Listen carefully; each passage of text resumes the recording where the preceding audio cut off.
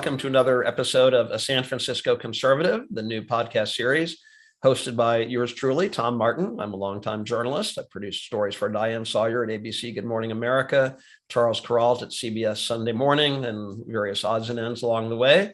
I love asking thought-provoking questions. I love learning new ideas, and this place is a perfect place to do that. I've learned so much already in my many conversations with my co-host, man of the hour, David Parker. David is the author of Income and Wealth and a San Francisco Conservative. That's the book title and self-proclaimed title there in the city by the bay. So welcome, David. How are you today? I'm fine. Tom, how are you doing today? I'm doing very well. I'm doing very well. It's the fall season here in Connecticut. I always offer the disclaimer, despite the Golden Gate Bridge behind me, I'm really in Connecticut. And I am eager to visit San Francisco. I want to catch one of your jazz concerts sometime soon. So look forward. That's worth it right there. Yeah. So thank you. And just for the sake of our viewers and our listeners, I'll mention that I have the privilege of receiving essays that David has been writing for the past many months. That will be his new book, his collected essays. And you can also find collected essays on his website, of course. And the latest essay is what I keep calling nuggets. I keep thinking back to my days at Good Morning America. Our executive producer, Shelley Ross, always said, okay, guys, tomorrow morning on our show, we have 2 hours, we have 16 segments, different topics and interviews and all that. And the audience is sitting there looking for nuggets. What can they learn that they can put into practice that'll really help them in their lives? And these days in my PR work, I look for that same sort of thing. What information can we really share with people? And David, I have to say, you're a infinite source of wisdom like that. So thank you. Right. And I'm just reading down on this latest essay, collected wisdom of David Parker. And you have an observation about the real estate where your business is located. What do you want to tell us about that? All right, that's a chapter on business insights that I just sent you. And it's very important if you're in business to own the real estate where that business is. I've seen so many businesses collapse when there's a downturn in the economy and customers are not coming in and they can't pay the rent. But if you own the real estate, you'll find a way to pay the rent because you're paying down your loan. It's not money thrown out to a landlord. You're reducing your loan. It's an investment of sorts. And if things are really tough, you can move into the business where you are, rent out wherever you were, and move into your business if you have to get costs down and keep that thing alive. And there's two real clear examples. Actually several examples. There's a famous restaurant in Berkeley, California, across the bay from where I live in San Francisco. It's called Chez Panisse. Oh yeah, I think it's probably nationally well known. Yeah. When she was younger, Alice Waters is the owners. She went to her father and says, Daddy, I want to start a business. Give me some money. And the father says, I won't give you a dime unless you have an option to buy the property where you're going to set up your restaurant. So she had to postpone that start for a year or two. And she finally got an option to buy the property. Within a few years, the restaurant was successful and food merchants started moving into the neighborhood. It's Shattuck Avenue in Berkeley. Pretty soon that neighborhood started to thrive and the value of her property started to double and triple. So she never had to charge high rates for the quality of her restaurant, because she had become fabulously wealthy just on the real estate. And if it's a downturn, that's fine. She just she paid off the mortgage. That's another thing you should do, is pay off the mortgage. The opposite is a tenant I had in San Francisco in a building I had in the Castro neighborhood. And she had a Japanese restaurant and she was doing fine, but not that fine. And there was a couple of downturns, the AIDS crisis, and then there was an SNL crisis, and 2000.com bust, and she didn't have customers. Twice, she refinanced her personal residence to keep that restaurant afloat when she should have just walked. At the end of at least 20 years in that restaurant, she sold it for exactly what she paid for it.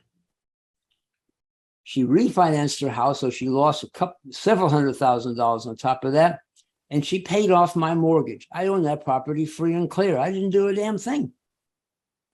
So thank you. Her name was Sumi. Thank you, Sumi. That's two clear examples you should own. But another example is Georgia Pacific. They produce paper, and they're in the state of Georgia. And that company loses money on a big scale. It did when I was analyzing that company once. They're losing big time. They could care less.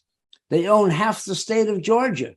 They own all the forests in Georgia. What do they care if they're losing money? They own the real estate where their business is. And that's an important lesson. Yeah. I don't know if this fits in. No, this is very interesting. I know that in one of our recent conversations, we're talking about one of my favorite books, Rich Dad, Poor Dad by Robert Kiyosaki. I got to spend some time with Robert and his wife, Kim, years ago. And I think in that book, or maybe it was just in an interview, but I think it was from Robert Kiyosaki, he said, McDonald's, certainly one of the most popular chapters of your book, Income and Wealth, talks about, well, if you work at McDonald's, here's how you can create wealth, for yourself. And so I think Robert Kiyosaki was saying, what business do you think McDonald's is in? It's not to make the most delicious hamburger in America. They're in the real estate business. It's the way they set up their thousands of locations. They're very attentive to owning the land. And that would have never occurred to me. I thought they were in the hamburger business, but it's interesting. Right. I didn't know that came from that book, but I knew and I knew that McDonald's is the largest landlord in the world. Interesting. In the world. Yeah. They're not just, it's not just ghetto neighborhoods. They're in the best neighborhoods, on the best intersections. They're on the Champs-Elysees in Paris, but everywhere in the world. They don't run the restaurants. They're all franchises. They tell them this is how it's to be, and don't break any rules, and you're on your own. Do what you can. They're not running the hamburger joints. Yeah. No, it is interesting to think about. I want to, before I move on to another idea that I find very interesting that I really want to hear about, I'll just remind our viewers and our listeners that this is a San Francisco Conservative, the new podcast series featuring yours truly, Tom Martin, journalist, asking some questions, and our source of wisdom and great stories and insights, business insights, David Parker, who is the author of Income and Wealth and a San Francisco Conservative, his latest book. And in your list of business insights here, you have some advice on, if you're starting a business, what kind of corporation to become, right? Oh, no, that's not quite what you thought. Okay. I used the expression that I heard. I'm not even sure it's the right expression, but B corporation. Yeah. A corporation that they may even have their employees be part of the ownership. They try to be environmentally sustainable. They may even run themselves as a nonprofit.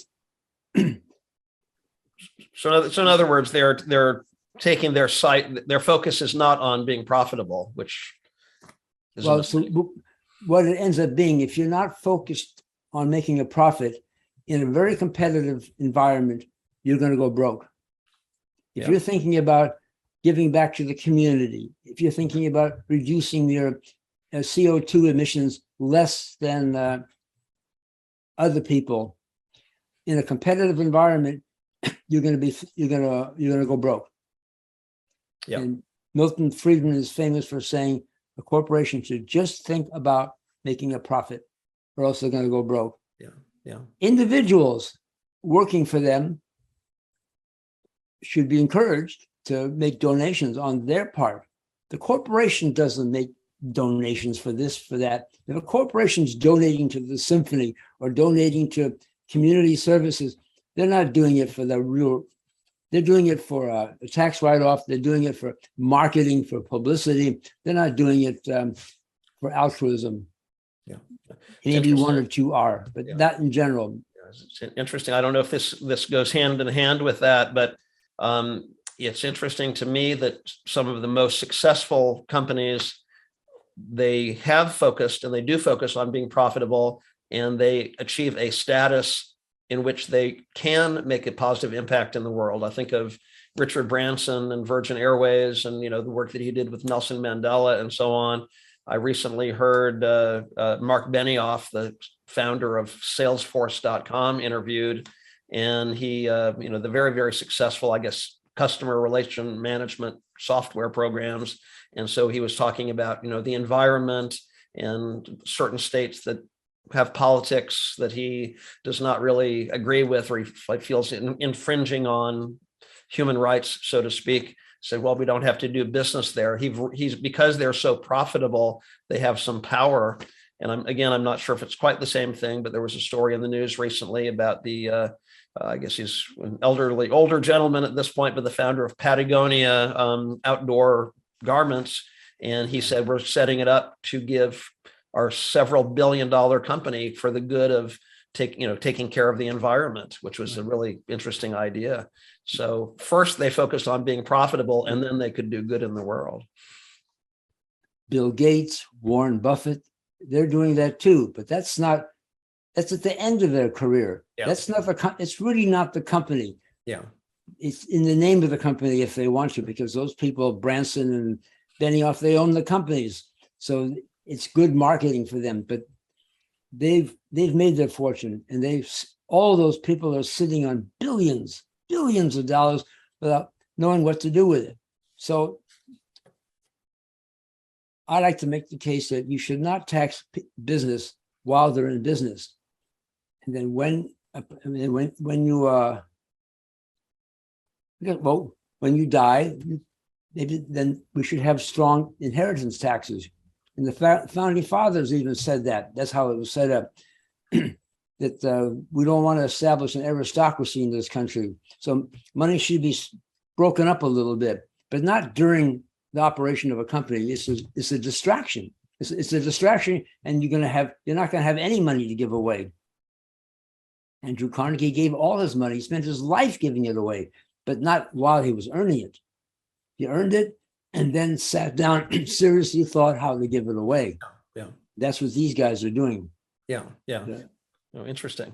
Well, speaking of Andrew Carnegie, we just have a couple minutes left in this episode. And when I read what's next on your list here of business insights, I was reminded of what you've told me about Andrew Carnegie. And this business insight is don't stop production. All right. Anybody who rises to the top, really top, like Andrew Carnegie is then and today, probably the richest man in the world. You don't get that way. You don't get there without knowing something. So what he understood was the most fundamental. Andrew Carnegie is accused of being a monopolist. He's accused of a union busting. Those are incidences in his life that he even shouldn't be blamed for. But even if he was guilty, that's not how he made his money, by busting and monopolizing.